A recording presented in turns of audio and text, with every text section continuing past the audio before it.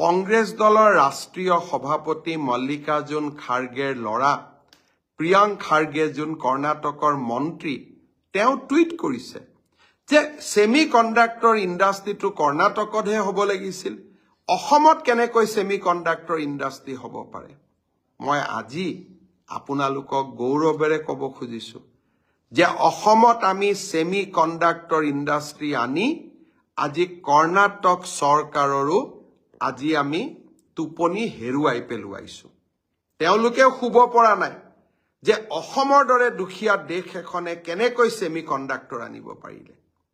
মই কৰ্ণাটকৰ মন্ত্ৰীগৰাকীক ক'ব খুজিছো, অকল সেমি কণ্ডাক্টৰতে আমি থমকি নৰওঁ, এইখন অসমে আকাশ চুব। আপুনি বিচাৰিলেও চুব, আপুনি নিবিচাৰিলেও চুব। মাত্ৰ কেইটামান বছৰ আমাক কাম কৰিব দিয়ক।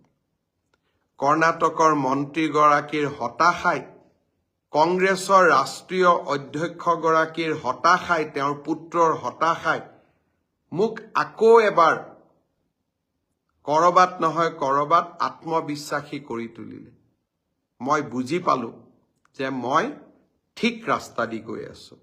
কৰ্ণাটকৰ দৰে বিশাল বৃহৎ ৰাজ্য এখনৰ মন্ত্ৰীও যেতিয়া অসমক নিজৰ লগত তুলনা কৰে, কৰবাত নহয় কৰবাত অসমৰ মহত্ব, ৰাষ্ট্ৰীয় ৰাজনীতিত অসমৰ গুৰুত্ব পূৰ্ণভাৱে প্ৰকাশিত হৈছে।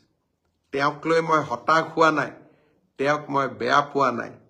মই মাত্ৰ এটাই অসমৰ ৰাইজক ক'ব খুজিছো যে উত্তৰ পূৰ্বৰ এই সৰু ৰাজ্যখনে আজি কৰ্ণাটকৰ দৰে বিশাল ৰাজ্যৰ মন্ত্ৰীৰ চকুৰ পৰা টোপনি কাঢ়ি লৈ যাব পাৰিছে।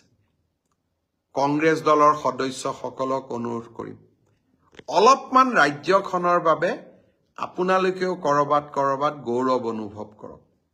নাম গৌৰৱ হলে নহব, ৰাজ্যখনৰ বাবে গৌৰৱো কৰিব লাগিব। আপোনালোকে কৰবাত নহয় কৰবাত কৰ্ণাটকৰ সেই মন্ত্ৰীগৰাকীক উত্তৰ দিয়ক যে অসমৰ ভৱিষ্যত এতিয়া আৰু কোনেও ধৰি ৰাখিব নোৱাৰে। সুজলা সুৱলা মোৰ অসম এতিয়া আগবাঢ়ি যাবই আৰু অসমৰ ৰাইজৰ আশীৰ্বাদত আগবাঢ়ি যাব।